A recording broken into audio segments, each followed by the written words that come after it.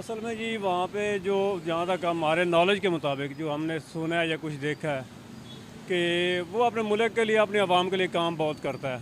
ठीक है जी, वो हिंदू हो मुसलमान हो, वहाँ ज़्यादतियाँ भी होती हैं, मुसलमान के साथ ज़्यादतियाँ भी होती हैं, लेकिन वो फिर भी यानी कि ना हमारे हुक्मरानों से हज़ार दर्जे अच्छा है, जहाँ तक मैं ये कह देखा है उसे।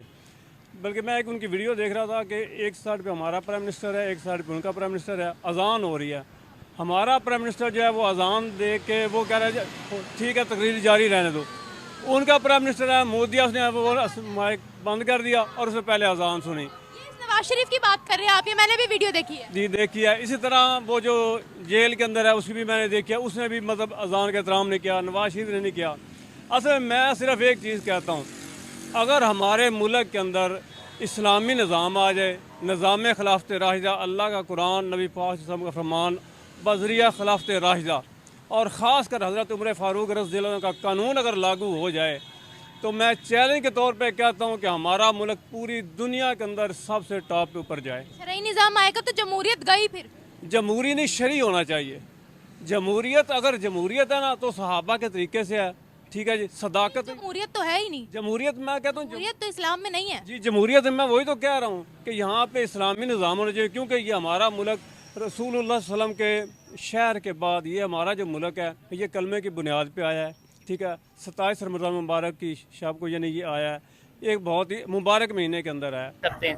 देखें, पहले वो अटैक करते हैं, हम भी करते रहे हैं। ठीक है, हमने उनकी लेकिन इस कंडीशन का या इस सिचुएशन में ऐसा अटैक, ऐसी सूरत हाल। नहीं, ऐसी सूरत हाल ये है कि फिर वही गलतफहमियों को बैठ के दूर करना चाहिए। ठीक है। जो वादे आप करते हैं पूरी दुनिया से, वो आपने कभी भी पूरे नहीं किए।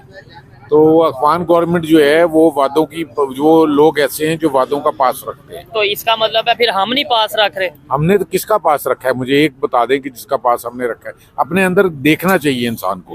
अब ये देखे ना, 122 बिलियन USD मेरा ख्याल है हम पे कर्ज है। ठीक है, ऐसा ही है ना ऑलमोस्ट।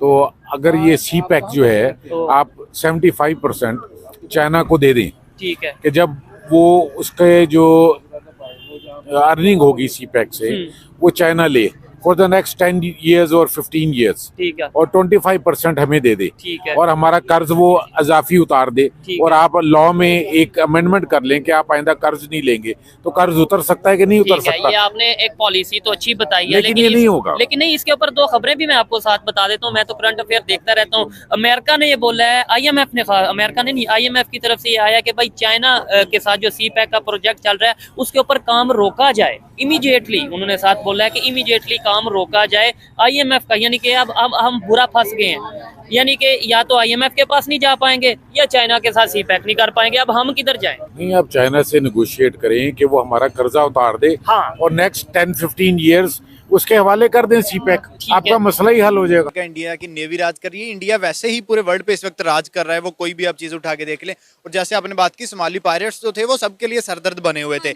लेकिन जैसे ही इंडियन मार्कोस ने जाके अपने ऑपरेशन स्टार्ट किए, देखिए आज से कुछ अर्सा पहले उन्होंने एक शिप से बचाया था, सोमाली पायरेट से बचाया था, जिसमें कोई 20 पाकिस्तानी भी थे, जिसपे हमने उनका शुक्रिया भी अदा किया था।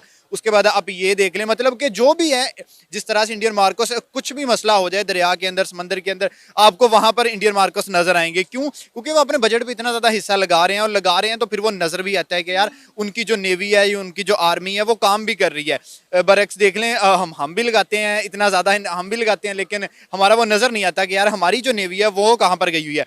देखिए पिछले दिनों भी हमने एक न्यूज़ सुनी है कि जी पाकिस्तान वाले इंडिया की मदद चाह रहे हैं। हमारे कुछ लोग जो फिशरमैन जो है वो गायब हुए हुए। 1 दर्जन के करीब जो थे हमारे मछेरे मिल नहीं रहे थे। 5 से 7 दिन हमारी नेवी ने हमारे उन दर्जन के करीब मछेरों को ढूंढने की कोशिश की, लेकिन जब वो इसमें कामयाब नहीं हो सके तो पाकिस्तान के जो सियासतदान हैं उन्होंने पाकिस्तान के वजीर आजम को मनाया कि वो इंडिया से मदद लें, इंडियन नेवी से मदद लें कि वो हमारे लोगों को ढूंढ कर लाए।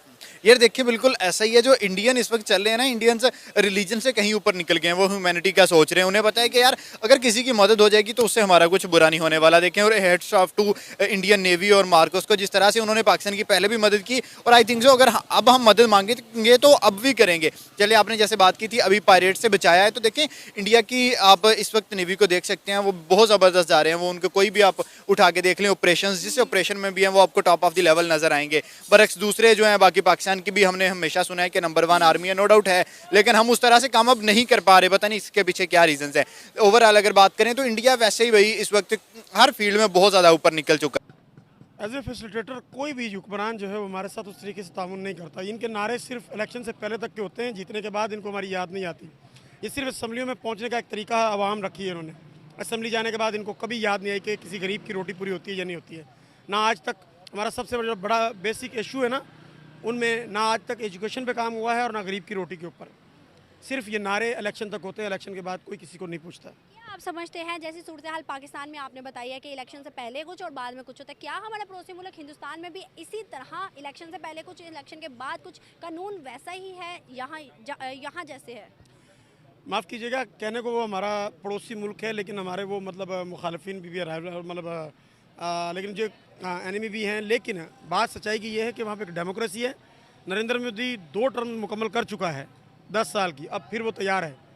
हमारे यहाँ का जो पॉलिटिकल सिस्टम है वो इतना मजबूत नहीं है, वो इतना पावरफुल नहीं है, और वहाँ पे गुर्बत वहाँ भी है, लेकिन फिर भी कहीं ना कहीं सिस्टम है। हमारा ये सिस्टम नहीं है, बिल्कुल नहीं है। अगर अभी देखें तो दुनिया में कहा जा रहा है कि दुनिया के सबसे बड़े इलेक्शन जो है वो इस टाइम इंडिया करवा रहा है। 1 अरब से ज़्यादा वोटिंग होगी, और वोटिंग भी धांधली वाली नहीं होगी, क्योंकि वहाँ पर सब कुछ ऑनलाइन सिस्टम है। हमारी तरह जा जाकर कुछ नहीं करवाना पड़ता, ना ही वोट काउंट करने पड़ते हैं, वहाँ पर सब कुछ ऑनलाइन है। क्या समझते हैं कि अब कौन आएगा दोबारा से तीसरा टेन्योर, किसको मिलेगा, दूसरी पार्टी को या मोदी?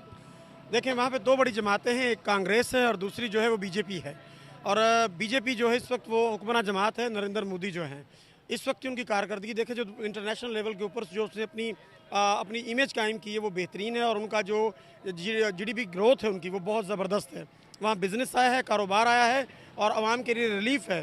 तो कांग्रेस जो है वो उस तरीके से डिलीवर नहीं कर पाई पिछले 10 साल से, क्योंकि वो हुक्मरान नहीं है। कांग्रेस जो है वो मेहनत कर रही है, लेकिन मतलब इसमें मैं समझता हूँ कि बीजेपी जो है वो हुक्मरान जमात जो है वो फिर आएगी।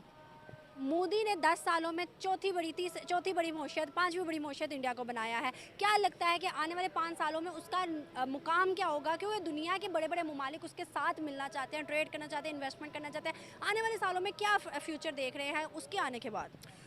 याद रखिए एक चीज़ बात का कि किसी भी हुक्मरान के साथ कोई हुकूमत काम नहीं करती है, वो उस मुल्क की जो पॉलिसी होती है उसके साथ काम किया जाता है। नरेंद्र मोदी जो है उसकी जो पॉलिसी है इंटरनेशनल लेवल के ऊपर, इंटरनेशनल एस्टेब्लिशमेंट के साथ वो बेहतरीन है। अपने लोगों के लिए वो काम करते हैं, उन्होंने अपने लोगों को वहाँ रोज़ी रिस्क अता किया है, दिया है, उनके लिए काम किया है।